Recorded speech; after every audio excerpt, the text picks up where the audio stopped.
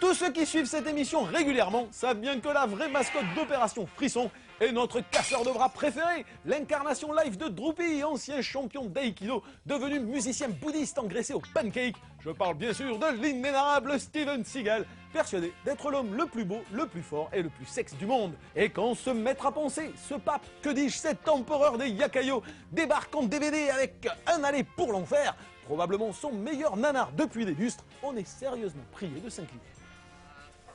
On le sait, ça fait bientôt 5 ans, depuis le mythique Hors Limite, torché par le réalisateur de Doom, que Steven Seagal a définitivement laissé tomber le grand écran pour se consacrer aux joies insondables des nanars de vidéoclub, enquillant les tournages à 2,50 € dans le seul but de rentabiliser ses multiples pèlerinages en Asie. Des tournages qui se déroulent en express, dans lesquels il est doublé à 80% et qui n'ont d'autre intérêt que de constater combien ces gros plans sont de plus en plus resserrés, histoire de camoufler le triple menton héritier d'un abus de grosse merguez.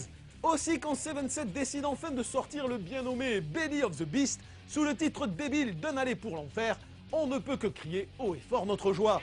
Car dans ce film d'action aussi jouissif qu'à la ramasse, Steven prend son rôle au sérieux, s'implique, se fait bien sûr doubler dans toutes les scènes d'action, parce qu'il faut quand même pas déconner, ça devient difficile de bouger 150 kilos, mais a le mérite d'injecter de la thune, d'être présent dans la majorité des scènes et de nous offrir de grands moments de ridicule, comme lui seul a le secret.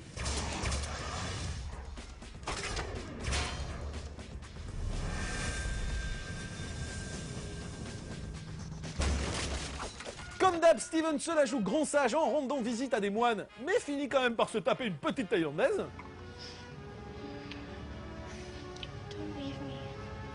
Par péter la gueule de tous les mecs qu'il rencontre.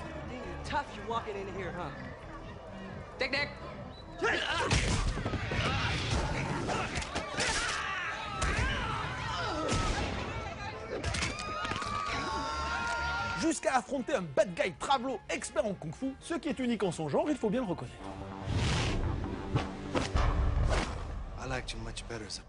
Bref, du pur délire, où Steven nous gratifie même d'une magnifique glissade à la Marie-Pierre Cazé.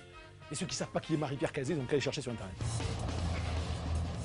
Et c'est en cœur que nous devons remercier le réalisateur Ching Siu-tung, illustre metteur en scène des géniaux Swordsman avec Jet Li et de la trilogie des histoires de fantômes chinois, qui réussit à transcender cette galère et à insuffler un vrai dynamisme et du pur fun avec au centre de l'écran l'acteur le plus balourd et le plus inexpressif du monde.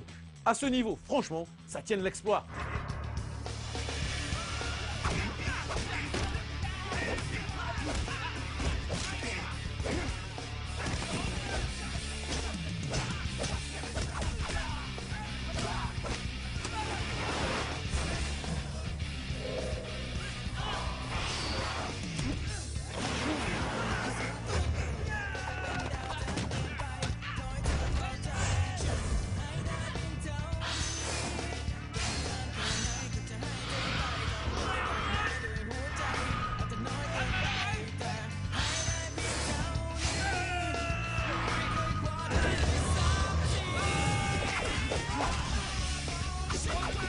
Le dernier film de Steven, qui va bientôt sortir, est mortel, ça s'appelle.